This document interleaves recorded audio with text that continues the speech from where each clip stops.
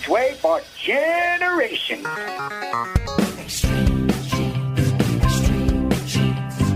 Dates in the Bible don't quite match the marriage certificate.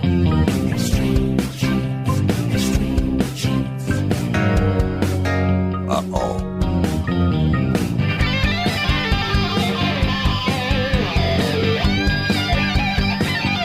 And welcome, America, to America's family history show, Extreme Genes, and ExtremeGenes.com. Fisher here, your radio root sleuth, on the program where we shake your family tree and watch the nuts fall out. Great to have you along, Genies. We've got Chris Child here today. He's from the New England Historic Genealogical Society and AmericanAncestors.org. He's also the editor of the Mayflower Descendant. And he's discovered some Catholic Mayflower descendants and an amazing story tied to this branch of descendancy from the Mayflower. You're going to want to hear that. And then later in the show, from our sponsors over at Legacy Tree Genealogist, Michelle Chabenko joins us for Native American History Month, talking about some of her experiences as a Native American. Right now, it's time to head out to Boston because David Allen Lambert is standing by, the chief genealogist of the New England Historic Genealogical Society and AmericanAncestors.org. Hello, David. Hello, my friend, and what have you been up to in the genealogical realm of your collection? Hours and hours and hours of researching. I found this wonderful area of probate records on Family Search for Montgomery County, Indiana, where my wife was from, and found all these records. We're talking about receipts and invoices with signatures on them from the estate from when her fourth great-grandparents died. And these were receipts and invoices for things like coffins and doctor bills and tombstones, all this stuff and all these various debts that the estate owed, some of them going back to before when the ancestor died. So we got signatures of him and her on these various things. It was really fun. I love when you can see a signature because it's a replacement when you don't have a photograph of the person. That's true. And you can match it up to other documents. So that's good. And of course, you were just out in Salt Lake City, Utah, and you were helping a lot of people. But I know that you always take a little time to work on your own stuff. Any discoveries? I did, actually. I had a DNA match with my great-great-great-grandmother, three of her sisters, and one of them had a lead as to where we came from. The last name is Tulk, like the Incredible Hulk, but with a T. And before they were in Newfoundland, they were in Dorset, England. Aha. I found the parish records. Lind Lynch Parish has the baptism of my third great-grandfather, my fourth great-grandfather, his marriage, my fifth great-grandfather's marriage, all neatly packaged in a parish that every year for the baptisms, they all fit on one page, that small. Well, I got the death of my fifth great-grandmother, and it said she was a pauper. I'm like, oh, that's interesting. There were pauper records, Fish. Open up a new Pandora's box. I go through, I find the pauper accounts from 1778 till her death, and then I thought I was done. But then I noticed item 2, because you know on Family Search, digital or film, you always get a crank to the end, but there might be something else. Yep. There were 13 miscellaneous pages, and one of them was a 1762 letter with her mark on it talking about her granddaughter. So my fifth great-grandmother is talking about being impoverished and having to care for a granddaughter. 10 years later, my fourth great-grandfather is asked to be removed back to the village he was originally from and names it. And best one was a document from 1783 naming my third great-grandmother, who is now a widow, with her 3-year-old son and her 6-month-old son, William, who just happens to be my immigrant to Newfoundland. So now I've got 3 generations of family, loads of documents scanned. I've got to write the whole thing up, which I haven't done yet. Do as I say, not as I do. But very, very exciting. That is exciting. I mean, that's the kind of haul of a lifetime. And, for people listening, think of how many years David has been doing this, and yet he's still making major breakthroughs. So it just really never ends.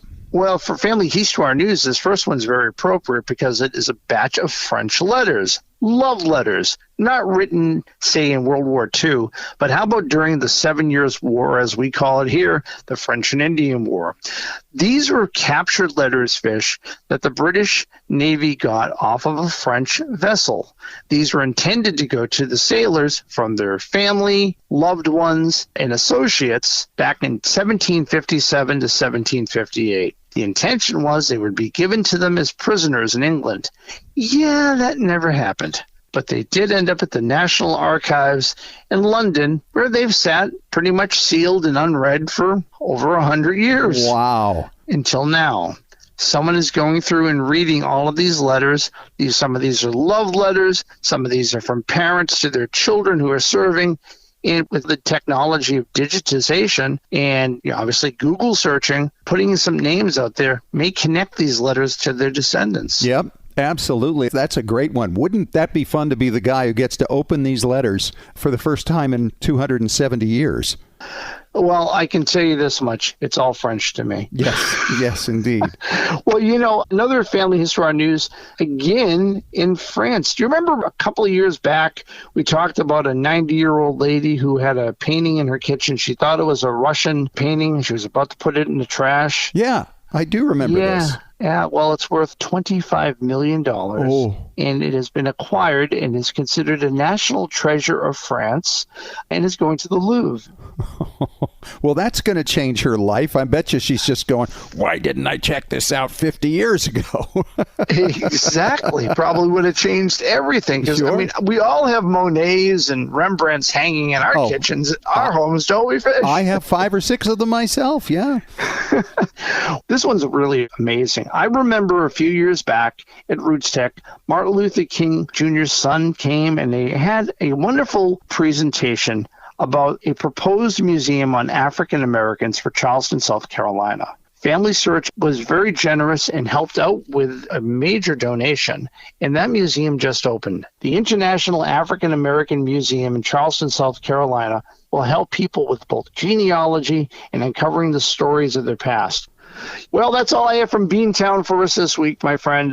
Remember, if you're not a member of American Ancestors, you can use the coupon code EXTREME at AmericanAncestors.org and save $20. All right, David, thank you so much. We will talk to you at the back end of the show when we get around to Ask Us Anything. And coming up next, one of your colleagues, Chris Child, he's got stories about Catholic descendants from the Mayflower that he's discovered. Coming up next when we return in 3 minutes on Extreme Genes, America's Family History Show.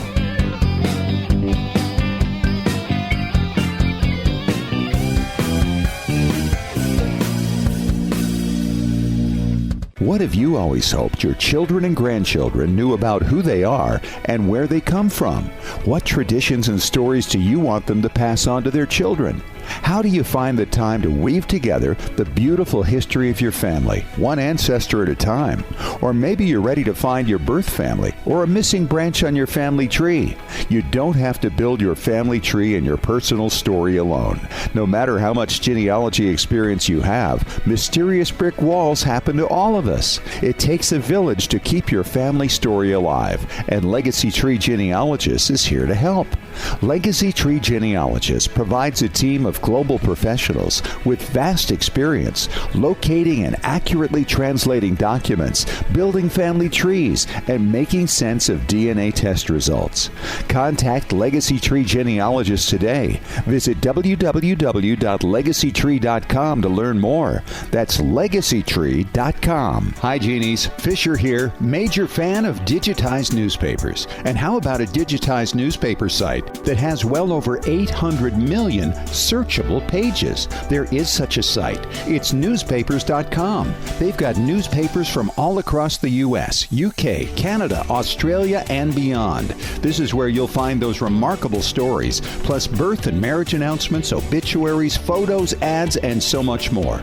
Newspapers.com is where I found my great aunt's marriage announcement, which was huge since her marriage was not properly recorded. And then there's the story of one relative's 50th anniversary party in 1900, with a list of all the attendees and gifts. Newspapers.com is like that box of chocolates we always hear about. You never know what you're going to get. What will you find? Sign up now at newspapers.com. Use the coupon code EXTREME at checkout to get a special extended 20% discount on a Publisher Extra subscription. Hey, Genies, it's been so fun to watch over the last couple of years as our Facebook group, Genealogy and Family History Breakthrough Strategies, has really grown. If you haven't joined yet, thousands of like-minded genealogists are there waiting to help you and to learn from you as all try to make new breakthroughs on difficult lines. Let's face it, there are so many ancestors yet to be found whose names we don't even know yet. All it takes is for one other member to know of a source that can lead you to a breakthrough you've been seeking for years. Genealogy and Family History Breakthrough Strategies is free. This is where you can brainstorm and celebrate your research victories with others who understand and share your passion for family history research. So sharpen your skills, learn from others, and give back in areas you're already expert in. Join us on Facebook at Genealogy and Family History Breakthrough Strategies. That's Genealogy and Family History Breakthrough Strategies.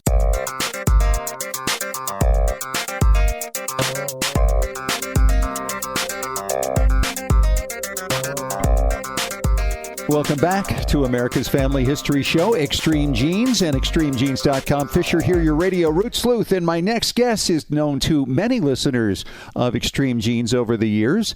He is the editor of the Mayflower Descendant. He works over at the New England Historic Genealogical Society. He is Chris Child, and Chris, you just recently came out with an article that's blowing a lot of people's minds. It's about Catholic descendants of the Mayflower, and we've got Thanksgiving coming up here in just a few days. Let's talk about your discovery that you just made this year. All right. Thanks, Scott, for having me on. Yes, so this is an article that came out in our summer 2023 issue of the Mayflower Descendant. It is about the Fosdick and Lambert families of Boston, Massachusetts. For those that are unfamiliar, in the Plymouth settlement shortly after the Mayflower, there were no Catholics in that early settlement, and there were laws prohibiting Catholic congregations in the Massachusetts colonies. And so it wasn't really until 1780, the Massachusetts state constitution, that allowed Catholics to be in Boston and Massachusetts. So years ago, NEHGS in around 2016, we made an agreement with the Boston Archdiocese to digitize a lot of their sacramental records. So one of my big things that I was really interested in was to see where could be the first Catholic Mayflower descendants in Massachusetts, knowing that it's not 1620, it's probably going to be in the 1780s or 90s. Yeah, and that's kind of the way it worked out from what I understand here. Yes. So once the records were digitally available, I searched several years ago to try to see if I could find some Catholic Mayflower descendants. I found another family that was really interesting, but I didn't find any Mayflower descendants then. So I put it kind of on pause for a few years. And then earlier this year, I decided to look at the records again and see if I could find some other families that might be of interest. And so then I found the two baptisms in Boston at Holy Cross in 1796 and 1798 of these two Lambert children, Mary Catherine Elizabeth Lambert and Amelia Matilda Lambert. And no relation to Dave, right? No relationship to David Lambert, although he was helpful in a certain aspect of the research process. But no, the father was listed there as Louis Lambert, and then the mother was listed as Lydia Fosdick. Fosdick really struck out to me as a common New England surname. Yes. It's not a Mayflower passenger, but I've encountered lots of Mayflower descendants with that surname. So I researched the family more. I found out that Lydia Fosdick went back to William Brewster of the Mayflower. So there I found, okay, this is an example clearly in the 1790s of two baptisms in Boston of Catholics that are Mayflower descendants. So that was the start of it and how I got going on the project. And it just really led to a lot more things than I originally anticipated beyond just them being the first Catholic Mayflower descendants in Massachusetts. Well, the article is massive. And let's talk about this because the whole story kind of evolved over the course of an entire century. Yes, it was really cool. So Louis Lambert actually became a business partner with his wife's father, Alvin Fosdick, who was originally from Connecticut and moved up to Boston to become a merchant. And the two of them had this company called Fosdick and Lambert. They imported lots of stuff from the Caribbean, meats, cheeses, furniture, all sorts of stuff. And they had this business for a few years. The Lambert family was only in Boston for a little bit. Then they moved from Boston to Alexandria, Virginia. He died of disease in the early 1800s. Death notices said they had 3 surviving kids, so I was interested to trace them out and see where they went. One daughter ended up in Connecticut. Another son ended up in St. Bartholomew. And then I had some trouble figuring out what happened to the youngest son. But then I learned through a series of searches that the firm, Fosdick and Lambert, actually had a claim with the U.S. government, which is known as the French spoliation claims. Okay. These were a record series I had never heard of. These go back to the quasi-war that the United States had with France in 1798. Yeah. So during that period of time, there were various commercial ships from the United States that were seized by French privateers, and the goods were seized and ordered sold by a French tribunal court. So much, much later, 1885, the United States Congress decides to award heirs of these seized ships claims. We're talking about ships seized by 1801, starting in 1798. So about over 5,000 petitioners petitioned the U.S. government to request compensation for their seized ships. And by this point, almost all the merchants who had a ship seized have long been dead. Most of their kids are long been dead. So we're talking 3, 4, 5 generations. So in the cases of the heirs of Fosdick and Lambert, so they had a ship seized in 1798 called the Three Friends, a great-grandson of Alvin Fosdick, a grandson of Louis and Lydia Lambert. He started the proceedings in 1885, Gilbert Huntington. The U.S. government ultimately awarded him a little over $15,000, but the process took quite a long period of time, and part of the reason it took so long was they had to start a whole probate proceeding about the last heir of the company. Since Louis Lambert died earlier, the surviving partner was Alvin Fosdick. So he actually died in New Hampshire in 1831. I don't know if his descendants knew when and where he died, but he never had a probate. So his heirs started a probate in Boston in Suffolk County, Massachusetts in the 1880s, basically so that they could receive all of this money that they were going to be getting from the U.S. government. Okay. So like 50 years after the fact, they start a probate. Yes, and probably not in the right county, but that's where they thought the county court should have been, because he did live in Boston for a period of time, and also at the time that this ship was seized. So it started in 1885. Interestingly, Gilbert Huntington, the grandson of Louis and Lydia who started the proceeding, he died in 1893. They didn't actually get any money until 1901. So by that point, all of Lydia and Louis's children were dead. All but one of their grandchildren were dead. And further to make this kind of interesting was the youngest son, Gabriel Lambert. He had lived in Guadalupe, New Orleans, and Georgia, and his daughters lived in New York City for a period of time. The family didn't know what happened to them. They hadn't heard from them for 40 years. So it was all these heirs, and they were listed in 2 different theories of distribution, because they knew that there were 6 great-grandchildren that could have children, but they didn't know about 2 of the 6. So they had theories of everyone getting divided into 1/4 or 1/6, but even within those 1/4 or 1/6, all but one of them were known to be deceased. So then those 6 got further divided into 1/30ths or 1/54ths. Oh my gosh. So it was really, really fun. And by this point, the descendants are living all over the world. There's descendants in, again, St. Bart's, Philadelphia, St. Martin, in the Caribbean, also out in Australia. So all over. I said NEHGS should have had me travel to all these places. That would have been fun. But they married some really interesting families. We used records written in English, French, Swedish, Dutch, and Spanish. There was heirs in Key West. So how much these heirs received was kind of, if there was one great-grandchild alive who received 1/6, that ended up being a little over $1,500. The folks who got 1/54th, that was about $168. Okay. So divided all between these heirs. But what was great is that for this very international family, this petition from Suffolk County Probate Court that came out of a U.S. claim court record really outlined who all the descendants were, their names, and where they lived. Isn't that fascinating? And in the course of all this, did you discover any other people who were researching this same family or were living members of this family today? There's plenty of descendants of this family down to the present day. There's a lot of descendants there in St. Bart's. The cover feature has the cemetery from St. John, St. Bartholomew, where several of the descendants are buried. There's also descendants today in Philadelphia. It doesn't seem like there's modern day descendants that were aware that they had this Mayflower ancestry. Sure. I think a lot of them knew they had this Caribbean ancestry, but I don't think this Catholic Protestant marriage in the 1790s was known to them. I think, over time they knew a portion of their ancestry, but they didn't know, all of their ancestry. Well, they're going to be among the many hundreds of thousands, if not millions of people who don't know that they're Mayflower descendants, whether they're currently Catholic or something else, right? Yes, that's what's kind of been interesting with editing articles with the Mayflower Descendant over the years. I've included several articles that do mention sort of firsts. We had an article 4 years ago about the first Wampanoag Mayflower intermarriage. We had an article about some African-American descendants in Louisiana right before the Civil War that were Mayflower descendants. So it's really fun to add some more variety in terms of what you might think of as Mayflower ancestry, but especially by the 19th century, the descendants really do get more spread out all over the country and the world. Well, it really goes to show that over many, many generations, there is all kinds of intermarriage and mixing going on. And this is just another fascinating case of this. How many descendants are we up to now? I mean, we always hear the number 30 million somewhere around the world who have descended from the Mayflower people who still have ancestors today, right?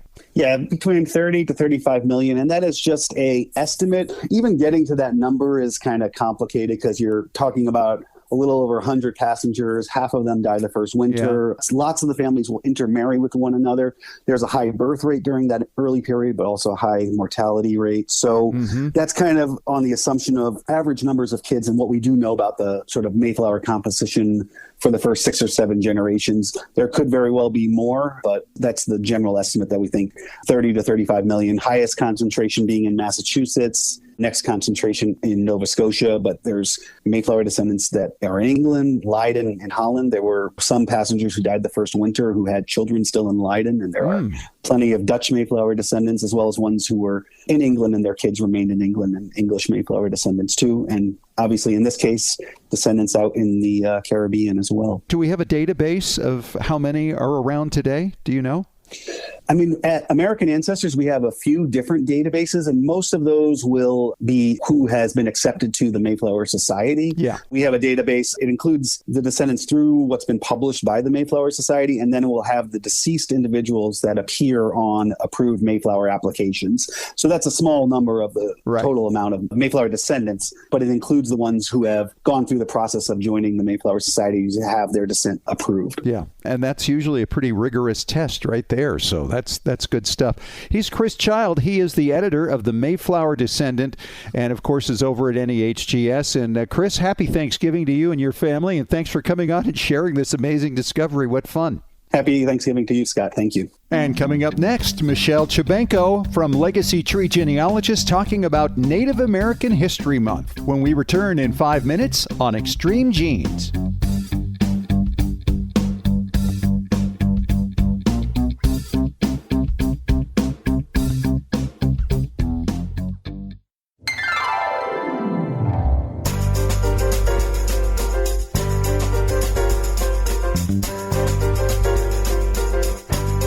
And welcome back to America's Family History Show, Extreme Genes and ExtremeGenes.com. Fisher here, your radio root sleuth. It is Native American History Month right now, and really there isn't a better guest I think I could get to speak to this topic than Michelle Chabenko. She's with our sponsors over at Legacy Tree Genealogist. And Michelle, you're, of course, partly Native American, partly a lot of things, actually.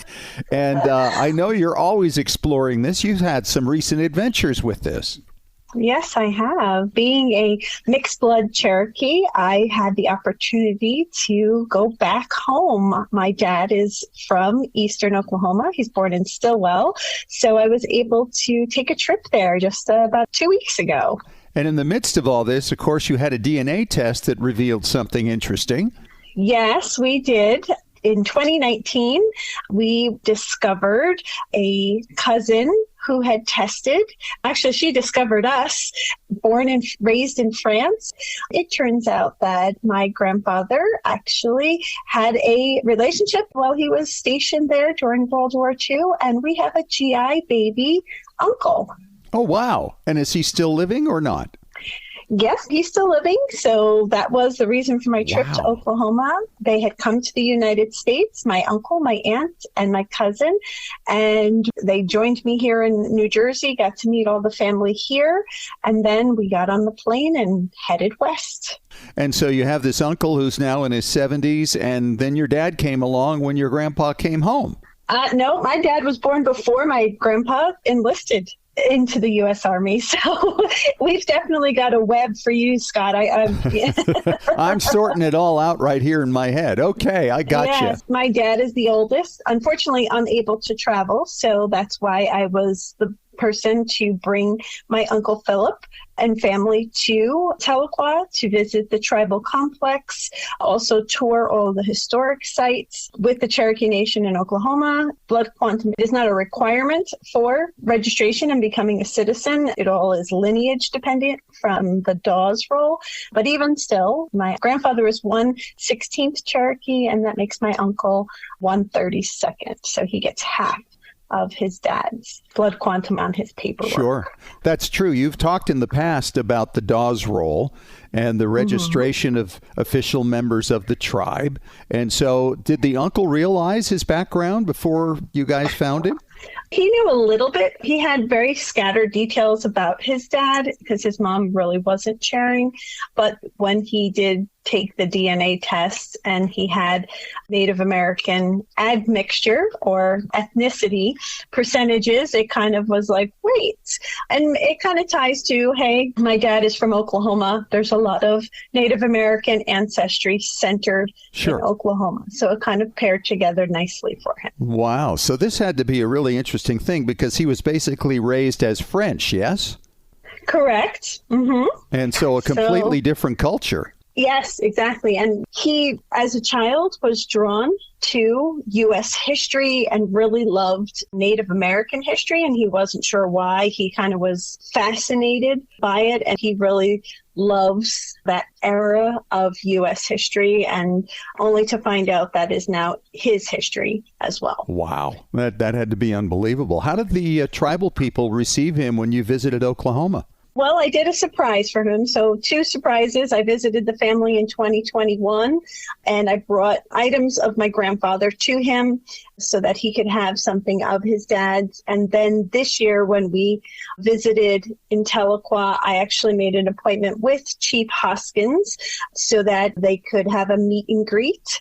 So it actually went very well. The chief was very happy that we took the time to kind of reach out and set up time for him to get to meet the chief and other tribal officials. Wow. What about your cousins now, the French cousins? How are they feeling about this?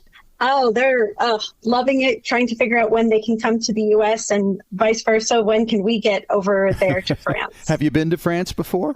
Not until 2019. That was my first adventure to France. And then I visited them for just over a week in September of this year. I was in Europe for 5 weeks doing research and visiting family. Very nice. Yeah, we were over in Europe and France this summer as well, and having a great time with family over there. You know, you really bring up an interesting point because I'm sure there are a lot of folks who do their DNA tests and they discover unexpected ancestry, perhaps Native American like this. And maybe there are a lot of people also who expect to be Native American and find out, oh, no, just a myth. In fact, that's very, very common among European Americans. Yes. At Legacy Tree, we get a lot of clients who want to find out more about their Native American ancestor, or they have this story and they ask, is this true? Can it be proven? Some of them take the first step without us and do that DNA test and don't find genetic evidence of this family lore ancestry with a Native American tribe. So we deal with that a lot. Unfortunately, for the most part, it is not proved because the family has been European ancestral based. Which can be sad. You know, you get a story from grandma or great grandma. You want to believe that they're telling the truth. But sometimes I think, you know, we all are familiar with the game of telephone. We have the family stories that I think evolve over the decades. And what may have been a family friend or some type of involvement with a Native American person or tribe turns into a more personal story of we are. And unfortunately, today in the 21st century, debunked or unproven. Yeah. You know, that happens with all kinds of things, not just ethnicity, just stories in the family. And it's funny as they're passed along generation to generation, how they change just a little bit. I don't know if you've ever gone back and found an earlier account of a story that you heard while you were growing up and you noticed just how different it was from what you'd originally heard. There was something about a prince in this family that had this affair with the housemaid, and that's how my second great-grandmother came around. And when we looked into it, oh no, he was this army guy, and I think it was just all kind of made up to cover up her very difficult background. So a lot of things like that are, I think, created in order to give some color to our stories. Yes. As we are storytellers today, so were our ancestors. Yes, absolutely. And it gets passed down. And sometimes those stories themselves become part of the history, even if they're not true. It's kind of fun to make a note of what they were and what people said through all those various generations. What should people be doing here? It's Native American History Month. What do you think people who have Native American ancestry in particular could be doing this month to focus on that? Well, first and foremost, I think making sure that your connection to a particular tribe, investigate it. Find out if it's true. Secondly, learn the history of the Native American tribes that are in the ancestral area that your ancestors are living. It's kind of interesting. Sometimes we hear about someone who has Blackfoot ancestry and they're from North Carolina.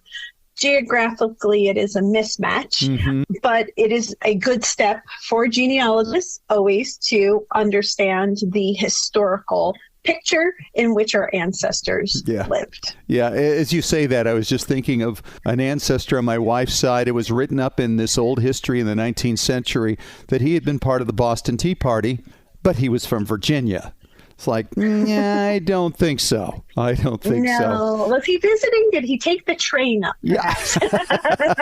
I don't think there was a train there either. So, boy, what are we going to do? Michelle Chabenko with Legacy Tree Genealogist, as always, just a joy to have you on. Thanks so much for all your information. Oh, you are most welcome, Scott. Thanks for having me. And coming up next, David Allen Lambert returns for Ask Us Anything on Extreme Genes, America's Family History Show.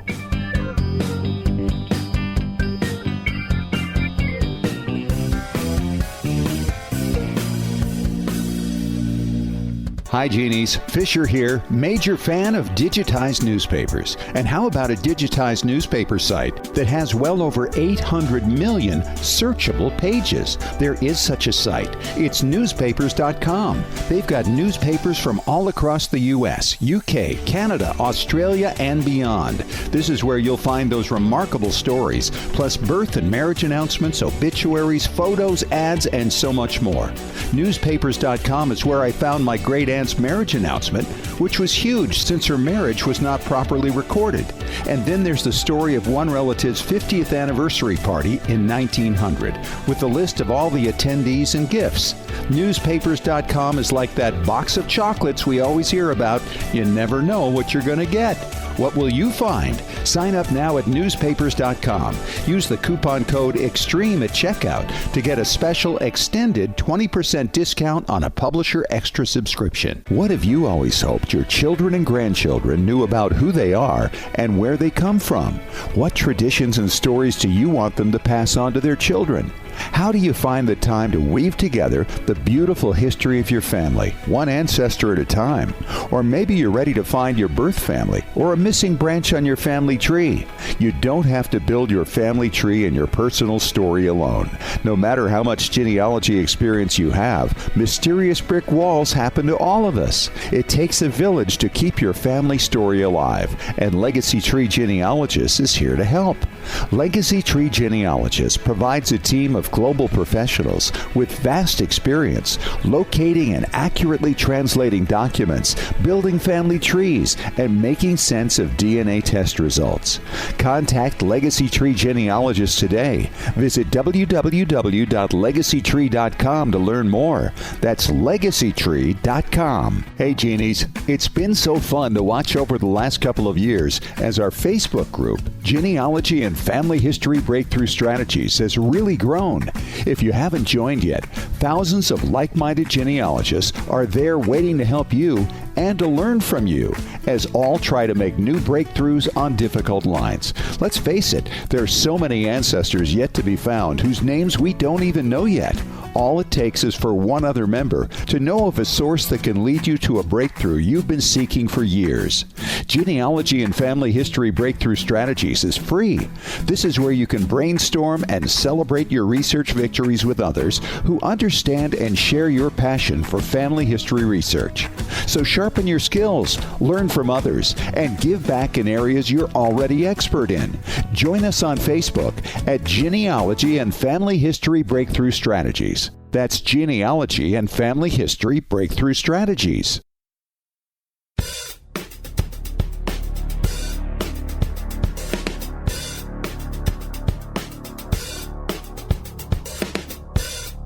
We have arrived. It's Ask Us Anything on Extreme Genes, America's Family History Show. David Allen Lambert is back from Boston. And Dave, our first question comes from Ed in Portchester, New York.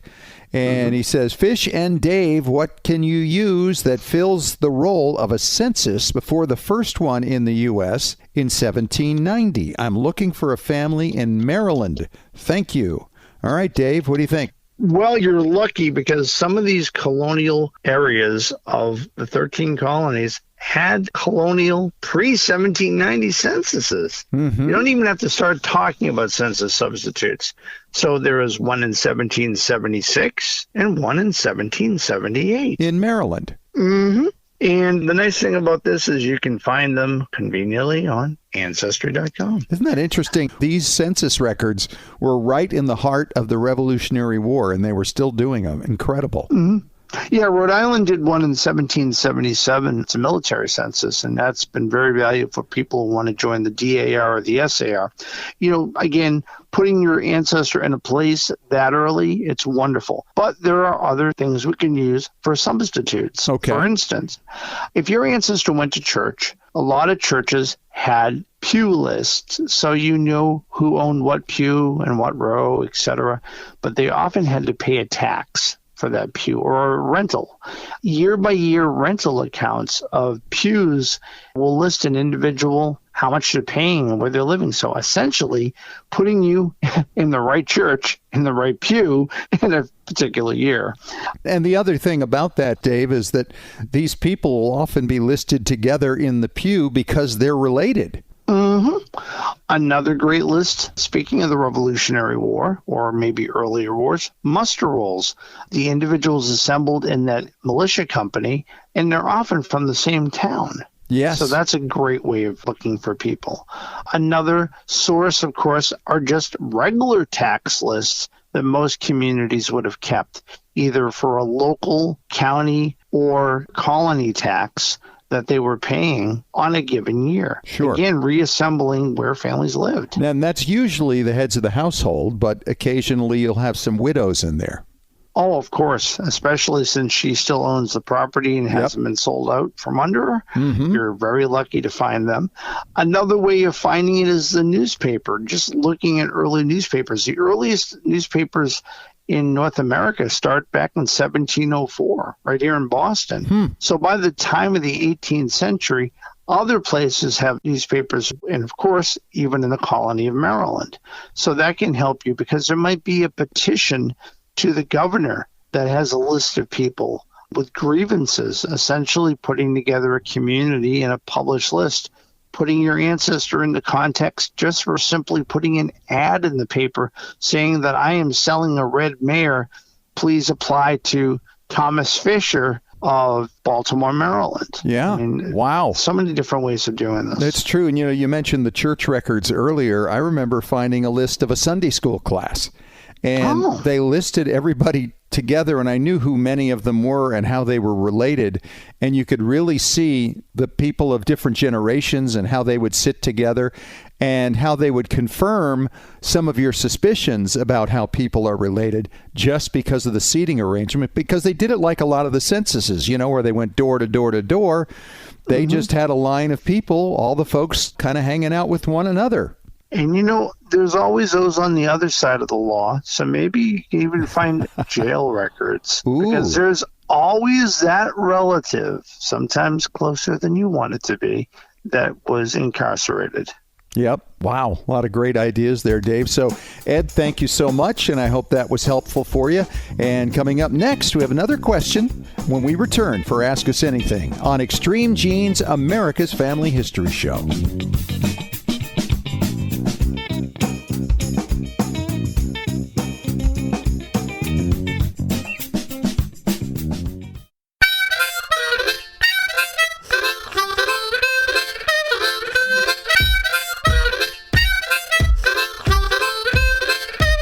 Right back on the job with Extreme Genes and Ask Us Anything. It is Fisher here, your radio root sleuth, with David Allen Lambert from Boston. And David, this question comes from Bruce in Harrison, New York. And he says, guys, please tell us more about the probate files you discussed at the beginning of the show. Are those typical of most American probate archives? Well, the short answer, of course, is yes, Bruce. That's the truth. I mean, we're really lucky with some of the states where the probate offices didn't go up in flames. And the treasures that are within these probate dockets, or if the papers got lost, you have the record books. And a lot of people don't understand the difference between the two. In fact, when Family Search Fish was first microfilming back in the 30s and the 40s, it was a lot easier for them to turn the page of a record book from a probate office instead of unfolding and laying flat thousands upon thousands of images from the probate docket. Sure. Well, in recent years, they've gone back and digitized them. Yeah, and boy, like we mentioned at the beginning of the show, there are so many things that you can find in there, signatures and receipts and invoices, and it mentions all kinds of things, typically relating to the death of the decedent and maybe somebody else in his family, but often dealing with debts from before his passing or her passing. And you can find all kinds of stuff there, and they're just treasures. They'll talk about folks who are related to them, and maybe they'll even mention what that relationship is. I've certainly had some, Dave, and I'm sure you have too, where you've had a suspicion that this was the relationship of something or other, but it gets confirmed in these probate files. And that's true. And, one of the things, if you look at it, if you write a will in 1780 and you mention your unmarried daughters and you don't happen to die for another decade or so and they happen to be married, if you look at the record book copy, it may just have the will in your inventory. But if you look at the file docket, the original file papers, there could be slips of paper where the daughter with her married name is mentioned, and that connects you back. And you're always looking through probates to try to find if there happen to be any mentions of the parents of a child that you're researching. This is a great way of doing it. It really is. And I will tell you, just working the other day on this county in Indiana, it took me hours because there were several people who had wills and passed away in that time and place that all these records cover. And I thought about some of the other places around the country and started looking in there too. And, they're not always as complete as other places, but they're all worth taking a good look at. Another thing I want to mention in New York City, because it all kind of ties into this whole conversation, they have files there for people when they applied to be the administrator of someone who passed away. And in these documents, they mention all of the interested parties, what their relationships are, where they lived at the time, their home addresses. I mean, I found some marvelous things in there that also helped me confirm that there weren't any other siblings that I might be missing, for instance, in the case of an only child. Well, that's very true. And I think that the probate records are often overlooked because people are just looking for the will. You got to look at all the receipts. Yes. There's just so many things there, and it's a lot of fun. And if you haven't done this in a while, go back and see what you can find in the areas that you're looking in. And I should mention the easiest way to do this is just do a Google search and put in probate records and the name of the county and the state that you're looking in, and it'll take you right to Family Search. And then you will find the links that you're looking for right there. So it's really pretty easy. So thank you so much for the question, Bruce. And of course, we will answer more questions for you next time around. We're going to take a week off next week as we get ready for the holidays. And we will be back in 2 weeks with a brand new show. David, thanks so much for coming on. We'll talk to you soon. Happy Thanksgiving to you and yours, Fish. All right, my friend. And thank you so much for joining us again this week. And if you missed any of the show, of course, you want to catch it again, maybe, all you have to do is catch the podcast. It's on iHeartRadio, iTunes, Apple Media, ExtremeGenes.com, Spotify, TuneIn Radio. We're all over the place. We'd love to have you. Thanks for joining us. And remember, as far as everyone knows, we're a nice, normal family.